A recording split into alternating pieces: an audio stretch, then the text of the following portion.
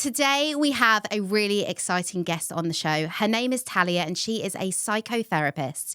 We often struggle with our marriages when raising special needs children. She gives us strategies and advice. Enjoy the show. We have the lovely Talya with us. She is a psychotherapist. And the reason we have Talya on the show today is because we've had many people message us to say, please have someone on that is a professional that can talk about marriages, especially when you have special needs children. Because we mentioned it before, Jay, didn't we? But there is a statistic, a proven statistic, that 87% of marriages or partnerships are broken. End in divorce, end in separation when you are raising SEN children. And as we discussed before, Talya, we said that social media can present so wrong. It can present that you are looking like you've got the most got together family, whatever you want to call it, where really that is not the case at all. Yeah. So I thought it'd be amazing if you could come on and just, we can share our personal stories, but if you can just maybe give some advice. And I'm sure you must get this all the time where people come in and they're like crying for help with their marriages. Yeah. So tell us a bit about you. So, I think it's amazing that you ladies are opening up this topic, because there'll be lots, like we made a lot of progress in talking about mental health, emotional well-being, but there's still some taboos that we don't always talk about. And this, where the strain that our kids put, and neurodiverse children will add an additional strain that it places on our relationships, is huge. And people can think that they're alone. They think they're the only one. Something's wrong with them, or something's wrong with their partner. It's their fault. It gets really can add to the conflict and the pressure. So I think it's brilliant that you're opening this discussion up for your listeners. Thank you. Thank you. I think we have to, because I think that people trust us now, don't they? Yeah, for sure. We're sharing our truths and our realities. And we know that marriage isn't all roses and flowers. I've got two, however you want to put it, typical children, as well as having Bailey Bow. And regardless if they're special needs or not, children take a toll on your marriage. They do, full stop, regardless if you have a SEN special needs child or you have a typical child. Even without kids. Yeah. In relation sure. to like match 100%. two different needs and wants. Living with them, that's the test. Right. That's the hardest part, I think. Yeah. But yeah, I do see the difference of being in a relationship, being in a marriage, having a special needs child, the difference. Right. And I don't know whether that's because also we're older now, so our patience isn't as... What did you notice? What did you notice as like the main difference between the stresses you and your partner felt raising your first two and now with Bailey? I feel a lot of it is we battle a lot of, well, I've done that, so it's your turn now. Or it's like, well, I've been up at this time, so now it's my turn to have the lion. Right. And I know that you have that anyway, but I think maybe it's because we've been together 10 years. I don't know. Maybe, I don't know what it is, but it's definitely, I feel like we co-parent more now than anything. I don't feel like maybe that's because we've got 3 children now and we only had 1 or 2 then, but we don't have as much time for each other anymore. Right. Well, I think what you were saying with like that almost keeping score does typically happen when you have young, like babies, and there's that physical involvement of getting up. And so there is that real, I do 1 hour, now you've got to do an hour. And that does lessen as the child becomes more independent. Yeah. So they physically need us less and they can manage more. And so with neurodiversity, because developmentally the children are not progressing as a neurotypical child, that's possibly why now the stage, you're not getting to that point of they can handle more. So you and your husband actually don't have to fight it out for those. So we've been in the same battle with each other for nearly 4 years because there hasn't really been any development. So it's like still having a 9-month-old for 4 years nearly. So I feel like, you're 100% right. And I haven't actually looked at it like that before. Whereas they develop, so things change. You develop with them. And I do see that really when, say, Bailey's sleeping or she's out with someone for the day and it's my 2 eldest there. we have so much time. Right. I can sleep in the day on a Saturday because my kids can occupy themselves upstairs. Absolutely. You kind of come back to yourself. It's like who you were before kids to some degree. You've actually got a bit of space to sleep or Yeah. chat or just potter around because they don't need you as physically and emotionally as much as the intensity of early days. I think if we should even like go back to the beginning before children even came into the picture and talk about marriage then, because we as human beings and individuals are, you know, we're the only ones we need to take care of. And then when a child comes into the mix, it throws it off anyway, but let alone having a special needs child or more. So it's kind of like, I think I question myself, how was our marriage before our children came along? Right. And it was amazing. And I'm not saying it isn't amazing, but it isn't. I think, Jade, what you said is really, really true. Like, and I feel like it may not just be for special needs children, but you do become a co-parent. Absolutely. And it's like, I think what I question is, does the spark ever come back? Does the relationship come back? Does the marriage come back? Because you always hear now that... Or is it changed forever, basically? Right. You hear now 30s are the new 40s. Is it because your children have grown up? And even if you've got send children, you've kind of really understood their needs and you can manage their needs and you know how they are? Or does it ever come back? I think that's what you question all the time. Well, I think one of the biggest things that are affecting relationships, and that's regardless of children or no children or sin or not, is I think our expectations of relationships has changed over time. Pressure on relationships. Okay, let's get to expectations first. Firstly, I think with media, not just social media, but with this outburst that we've had over the past 20, 30 years, what people think relationships should look like has totally changed. Well, I do blame films for things like that. Totally. Because why is my man not like that? Totally. But that's not real. That is not real. I mean, that's a whole nother Yeah. thing around like expectations for how you should interact, for sex, for romance, for all that. So we've got that's going on. So if we look at expectations on relationships, in the past sort of say 30 years, what we've been presented in media, in movies, in all sorts of stories with the explosion of pornography and access to that, how people think relationships should be or what they should look like has totally changed. Yeah. In fact, that's part of what we're seeing in children is their expectations of how relationships should look like because they're basing it on social media. Yeah. So we've got that it looks totally different. Then we've also got that nowadays there is much more financial pressure on couples. So that strain, the typical roles that may have been the stereotype, that's thrown out where we want the men to be in touch and emotionally in tune, but still be a man, like what the stereotype might be. The woman, the nurturer, the caregiver, the homemaker, but she must also work full-time with a healthy career and be ambitious. We've got that over time, your relationships, you age. So with aging comes different sort of physical limitations. And so our relationships, yes, over time, start to change.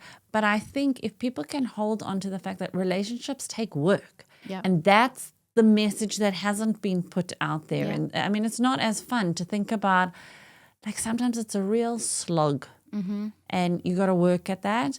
And then I love Esther Perel. I don't know if you've read any of her stuff, Mating in Captivity. And she does a great podcast too, where she talks about our expectations of our partners has shifted where we want them to be our everything. Yeah. And they can't be your confidant, your business partner, your co-parent, and then still be romantic and still feel the spark. And so there's also those shifting. Do you think our expectations these days are too high?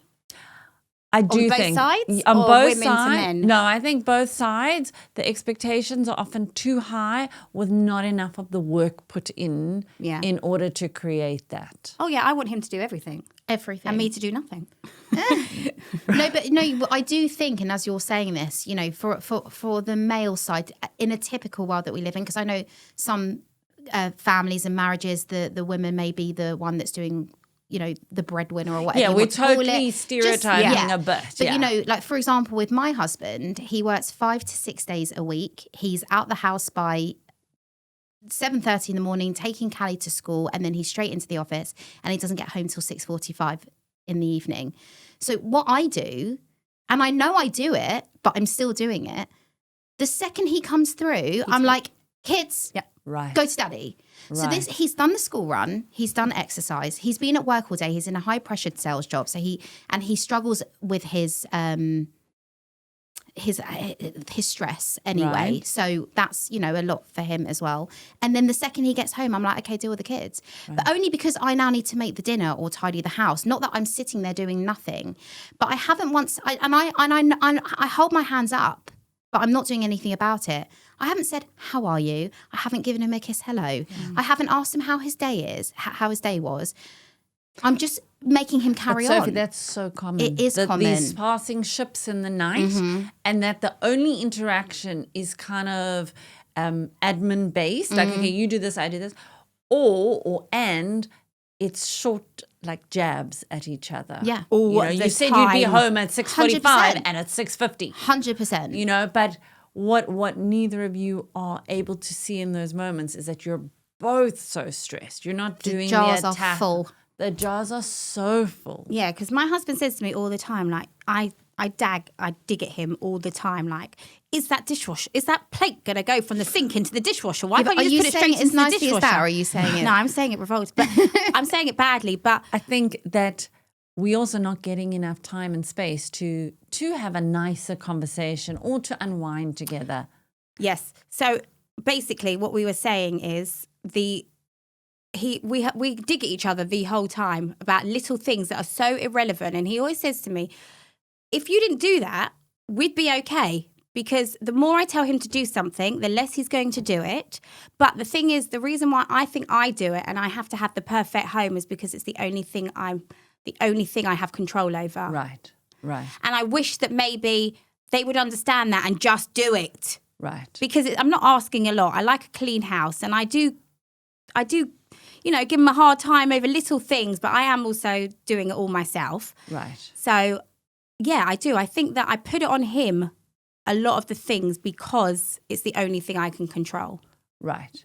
So, and that's helpful to understand about yourself. That's to say, like, okay, my jar is feeling so full, and one of the ways I try and just calm myself a little bit is clean the kitchen counter. So when there's a plate there, it starts to make me feel more anxious.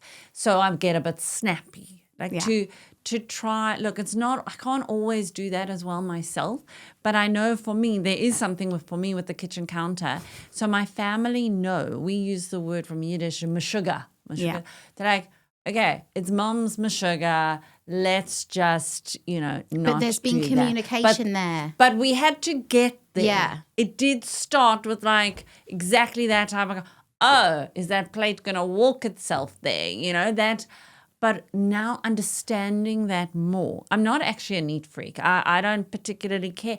But I learned to realize when my anxiety and stress goes up, I do want to organize. I never used to be a clean freak. I never used to be like that. And I can hear Because it's myself not about saying it cleaning. before I've said it. My kids will go upstairs with friends. And even before they've done anything, I know I'm saying it. And I'm like, why am I saying it? And I'll be like, don't make a mess. And I'm like, oh my God, I sound like your mum. Yeah. We do. And But it's it's just like as we get older and I it's never all used to age. be like that. And I can hear myself saying it, yet I still say it. But you never cared before because you had the ability, a resilience in your jar for a space for it not to Or overwhelm. maybe I think I know it's all just going to lie on me to clear up. Right. But that's where, and I know it's easier said than done, where we need communication. And the thing is I've had that communication with my husband. Mm-hmm. We will sit there when we've got a time and say, you know what, please do this, do this. I know I get the way I am, But when you're in that moment, when you've had your stressed environment and when your child's had an anxiety attack or a meltdown and your husband's in his job that everything falls through and it all goes kaput, it doesn't matter that we've had that communication. Totally. That is out the door. We are in the now, and the now is no good. Yeah. And I think one thing where people will really understand, because I know I'm not alone with it, and I'm going to say it, the atmosphere at home can be horrible. Yeah. We can have raised voices. Our children are there to the point where my children say, Mummy and Daddy are angry. And I'm like, oh my God, what am I doing to my children? Okay, stop right there. Okay. Because I do not want you to feel guilty Okay. about that. We all argue, we all shout, we all have conflict, and that's not damaging to our children in the sense that obviously when it's healthy and respectful, because I'm not talking about the extreme cases, but I'm talking about in a family, there will always be conflict. What we want our kids to see is how we navigate and resolve that, how we communicate. So it's not about the rupture, it's about the repair. So my husband and I shout plenty, but it's in the repair afterwards that I make sure my kids see that, so that they're learning how you're going to have disagreements. You two have disagreements and then you repair from that. Yeah. That's what's healthy. But this idea, like, don't argue in front of the kids and it should be behind closed But that's what it doors. comes down to, the perfect life. But then you know what's happening is your kids have got no skills Yeah. to learn how to navigate when they have an My argument. kids will have with their great friend. skills about There you how to go. argue and how not to. I mean, but what does kill me is that they'll say, Mummy's really angry. Mummy's the I angriest can't bear one. that. Right. I can't bear that my 3-year-old will say, Mummy's angry. No, angry today. Are you angry? And I'm like, oh, what am I doing to my Right. children? You're not doing anything to your children. I know, but that's what it comes down Yeah, to. It's yeah. the guilt and the thought behind this. But Whereas then we could have talk just, about it. yeah, Sam, you know, Mummy's angry because I'm frustrated. I It's know. And coming then out but then as I don't want to like angry. personalize it to say, well, Daddy's pissed me off. Obviously, I'm not going to say that, but I You don't can want to just then be be like, like, I'm "Mummy's upset really with tired." Daddy. It has to be something else. But Or you can be frustrated that the house isn't clean But then or make whatever sure make sure they see you give a cuddle and a kiss. Well, Make we're- up. Or we're when he mindful does with do that. that and you're like, oh, thank you so much for doing that. You know, that they're hearing that and seeing that. Not just your husband, but the no, kids I agree. too. I actually put up a story yesterday that got a lot of response. Oh, yeah? And the story was a screenshot of my husband messaging me to say, I've emptied the washing machine and I've put a new load in. So I replied saying, do you want me to call an ambulance? Because could you imagine? And I know they're at work, the typical majority of men at work. I know they're working all day, but you couldn't even fit on a page on your phone the amount of errands we run in a day with our work Right. and being a parent as well. Right. It's frustrating. Listen, I agree. And I know that it took my husband a while to understand him doing the shopping and like, yeah, I did the shopping. It's like, it's not that you're doing something for me. This is called adulting. And I think some in the relationships, women, and I'm generalizing here, so I'm really like, I'm mindful it's not everybody. Yep. But women may come more to the adulting sooner Yeah. than the guy sometimes. So that type of thing, I loaded the dishwasher. Great. They want but praise. like, They want praise. and sometimes it is as simple as giving praise. What, as in I'm going to be like, thank you so much, babes. Yeah. That's excellent of you. Well, you have No, but seriously. okay, but do you want to be right or do you want to be happy? So some things that we just have to just brush over us and say, that's Sometimes- brilliant, thank you. Well, I use the analogy of, when you're turning in the crossing the road, and I remember I had my learners, and my husband and I have been together since I was 16. So he was around when I was learning to drive and wanting to turn. And I was like, but it's my right of way. And he was like, well, that car is not listening. So do you want to be right or do you want to be dead? So I've adapted that to, do you want to be right or do you want to be happy? Sometimes in a relationship, there is compromise. yeah. And he may need that praise a little bit more than you do. But you know where my head takes me? Where does it go? Why the fuck should I compromise? Why aren't you compromising? Well, but that's where but someone has to compromise first. Why me? Do you know what I mean? I hear though? you. And that's pathetic and that's petty. No, but that's because your parenting you're exhausted Yes. from compromising all the time for them, thinking about the child's needs, thinking like 10 steps ahead. And what is this? That you don't want a third or fourth child. But it's like, if I go away for the weekend with the girls, the amount I have to organise, make sure the kids are picked up, put their clothes out, make sure this is there's a done, this written is done. agenda. My husband goes away. Bye. Bye. See you later. Right. Absolutely. But that I don't think it'll ever change. And I think there are some men, and I'm going to be honest. I look at other men, and I'm like, we saw some friends. This was like last year, and the dad was wearing a rucksack. I was like, oh my God, what's in your bag? And he said, well, I've got the spare clothing for the kids. I've got snacks. I've got drinks. I was like, sorry, did you pack the bag or did your wife? He said, me. Why? I was like, because we would leave the house with absolutely nothing if it was in my husband's control. And I know that's fine, and it's not a jealousy thing, but it's a bit mind-blowing. Well, no, my husband's more than capable, and I think when I'm not there, he can do everything. Yeah, agreed. Knowing I'm there, not having to do it, they don't. They get into a groove of always having done it, so they tend to take over, and they have an idea of how it should be. So, and I'm talking more around the woman when it comes to parenting, and like they have an idea of, well, it was this snack, not that snack, that they get used to pulling back, because what's the point? I'm just going to get That's it true. wrong. If they get rejection after rejection, they're just like, you know what, I'm not going to do it. Right. And we do start, just like when you were saying about, cleaning, it's also around like how you change the nappy and how you swaddle them and make them.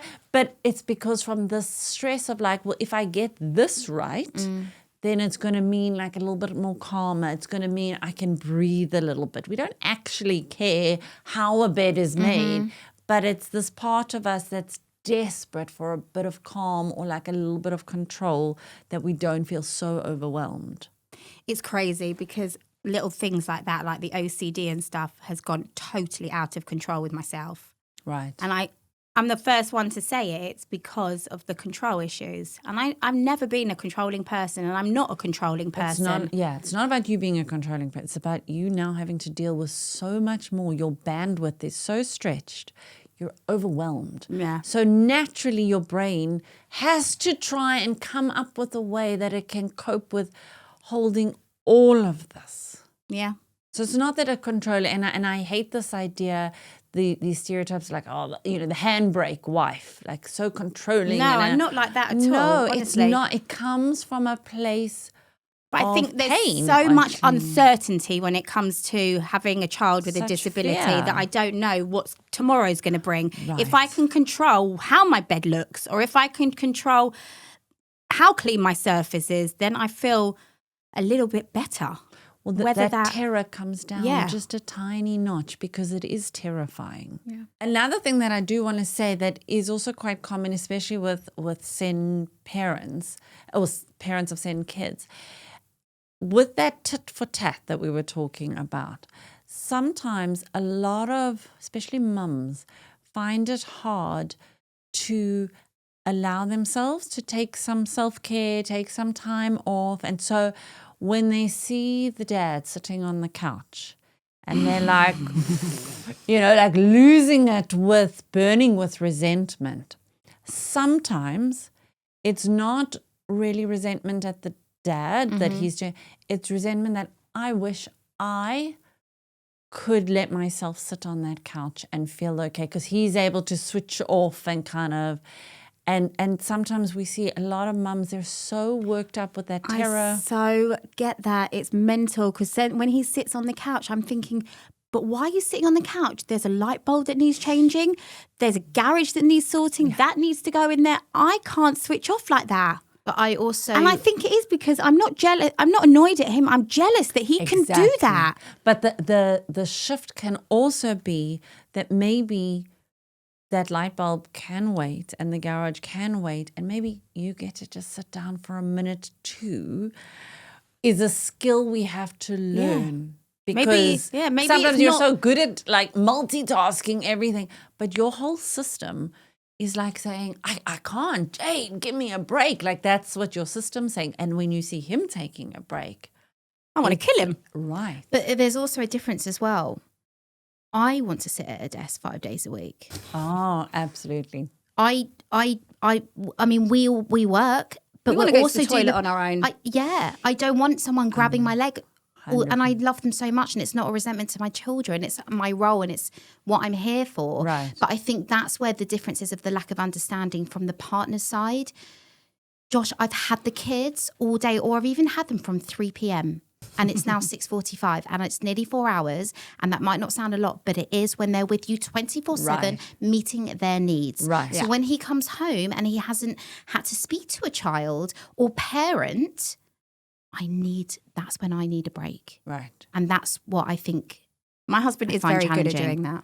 Really? Right. Yeah. What, Like- as in what? He'll just take So over? yesterday, this is how pathetic it is. He got up in the morning for 2 hours because she woke up quite early, and then he went back to bed and I got up for We 2 used to do hours. that. And then we went to the park and he went off to football with my son. So I had the girls. So he had basically, whilst he was at football, that's 3 His hours break. off. That's his break. So when he come back, I was exhausted because for some reason she doesn't leave me alone when she's with me. Right. And he understands that. And I literally said to him, I need to go upstairs and I need a break. And he said, go. So he is very good like that. That is Right. good. I will give him that. Right. But the difference is, especially having send children as well, if I went upstairs, they still want mummy. And No, even though they it's have so different with much me. fun with Josh, and it's not that, I couldn't, Josh could go upstairs for an hour and no one would enter the room. If I went upstairs for an hour, there would be about 8 different occasions. Hi, mummy. You need to Which go is sleep in your fine. car. Yeah, I just need to escape the house. I go for walks now. That's a good solution. Like some mums, I tell them, just go and take your time in the car. Yeah. Literally park somewhere, or just even in your driveway that they don't know you're home yet, because it can be such an assault on your senses as you walk through that door. Mm-hmm. Yeah, like my husband sometimes said, I sit in the car because I don't want to come in because I know what I've got to come. Me shouting and kids. Yeah. And sometimes he Yeah, but needs when I that see break. him in the car and I'm know. piercing through the window, like, what? Get in the house. He's like, phone, I'm on the phone. I'm like, don't care. No, do you know what? You do realise, I feel like we realise our actions. I totally agree. I'm not. I totally understand Because what I you're do, both why so I do it. stretched, you and your partners. I mean, it is. It's like this elastic band that's stretched to its capacity, and you turn and you take it out on each other. I mean, there will be no arguments like the ones I remember having with my husband, the 2 a.m., 3 a.m.s when the brand new babies, and like you couldn't get them to sleep, and you like two dogs turning on each other. Well, do this, no, you do this. Because when you are so stressed, and I think I'm just sleep deprived. send But parents. this is us now at age 6. Nearly Right. Callie's nearly 6 and we're still arguing in the This is middle of the what night she who's was sleeping with saying your at the beginning. child. Right. Yeah. And Can't so see. survival mode is carrying on, Yeah. and you're not supposed to technically like live in survival mode so long. So your resources, your internal resources are down. And one thing I want to say then for send parents is pick your battles, shortcuts. Like you've got to also do what works for the 5 of you or whatever in the family to get through. Because I'm not going to be there tonight when you cannot get them to sleep and it's another night that you're exhausted. Can you not come? Can you not be there? Could you move in with us? Could you just There come? we go. Just be like super nanny. If I'll I just- shout, Yeah. you can pull me aside and say, Jade, we're not going to do it this way.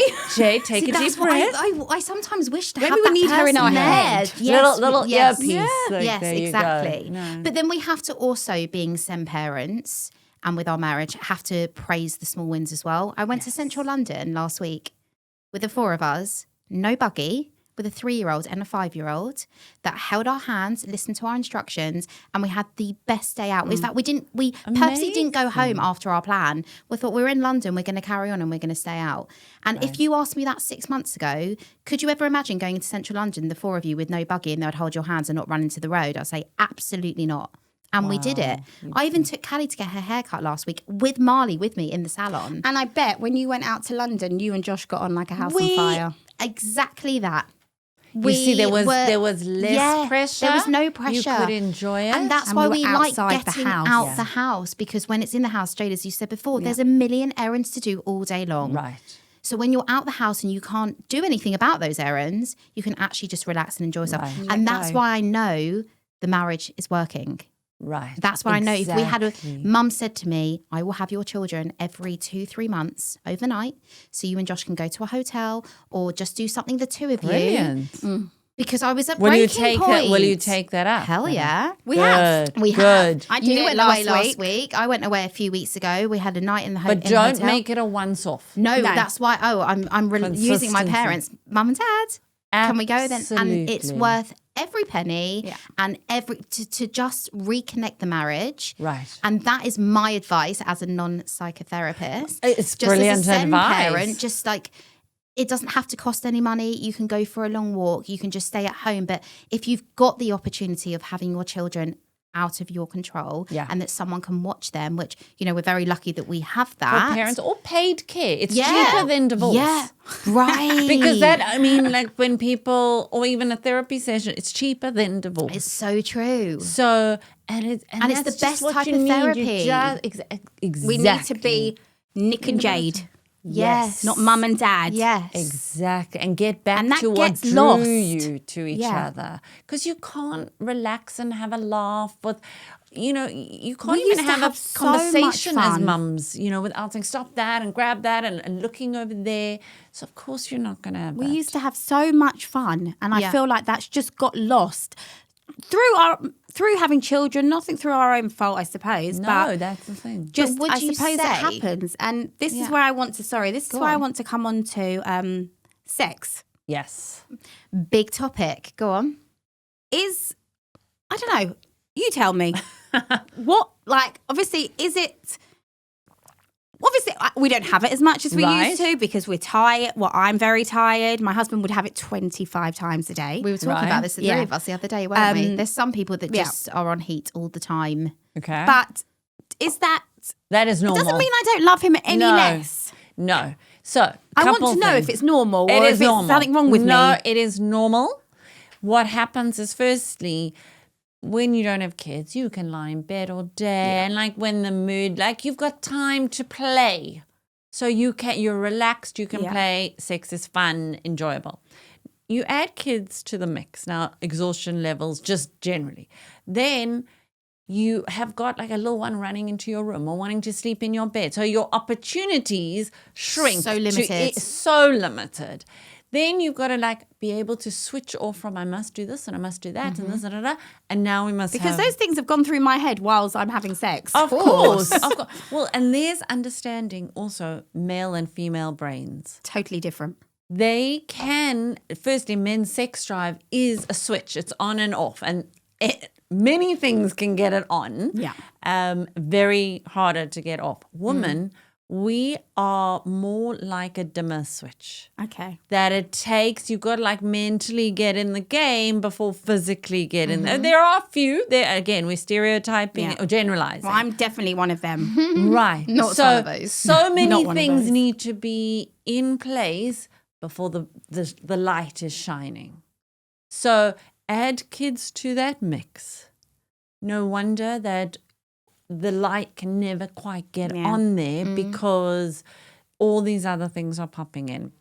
So the sex, and again, expectations of sex, like, come on, we're not young as like it may have been, what movies are showing again, so many physical You things know, if are we've had a happening. night out, it's expected. Or if we go away for the Right. night, I know this sounds it's awful, but expected. sometimes you think, oh, it's Saturday night. Right. Oh, It becomes gosh, a it's gonna have chore. to be It the becomes night. another Yeah. to do. We've got physically your sex drive is kind of not necessarily lowering, but it waxes and wanes with Yeah. our moods. And our time of the month. Time of the month, if you're on Hormones. medication, absolutely. But then how do you explain that to them? Because it's not that I fancy him any less, Right, or that I'm not sexually attracted to him any less. right. But Talk But the though. dimmer. yeah, Not Communicate. dimmering. But you also have to understand, and it's hard to understand from the man's point of view as well. They can't understand like where we're coming from with Yeah. this. And I use an unsexual related thing as an example. My husband has grown up without, didn't have sisters, he had brothers. And seeing now my daughter, she's adolescent, and seeing like the rows, how she can just start screaming and I can scream, and then it like goes down to nothing. He is baffled. He cannot understand, like in his mind, if you're screaming at each other like that, and then we just carry on. So he doesn't, I've had to explain, this is girls.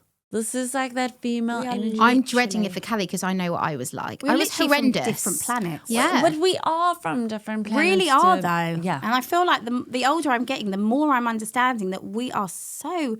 But you can talk about these differences. So the sex life, you might have to talk about, okay, you know what? do it's talk a lot. really hard for me when the kids are home. So maybe, if we drop them at my mum, or if it's So during you can't the do it day. like every 3 months where your mum will have them overnight.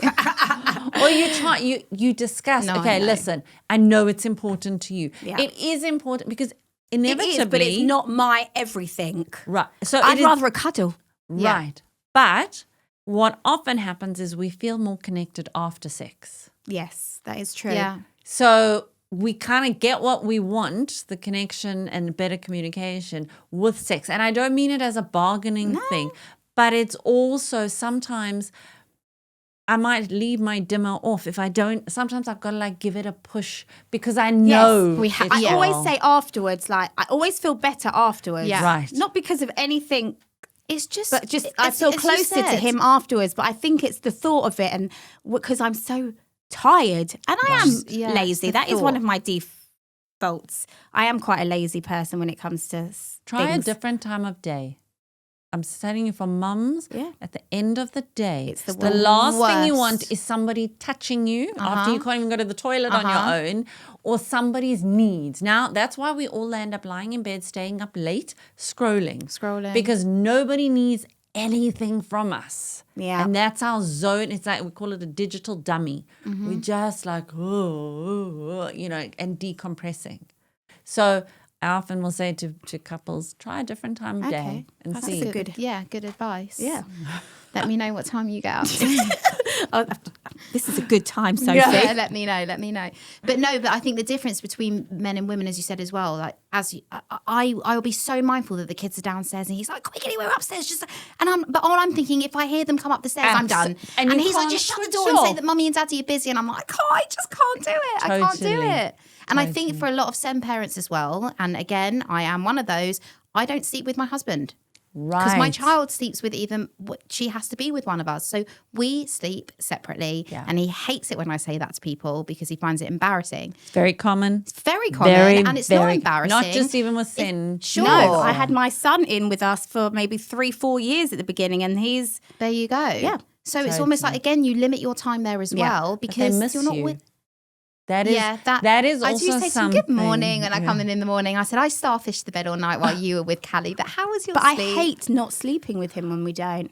So that is also something that shifts in the marriage or relationship when you have kids, is that biologically your whole system, our whole system as mums, is geared towards now ensuring the survival of that offspring.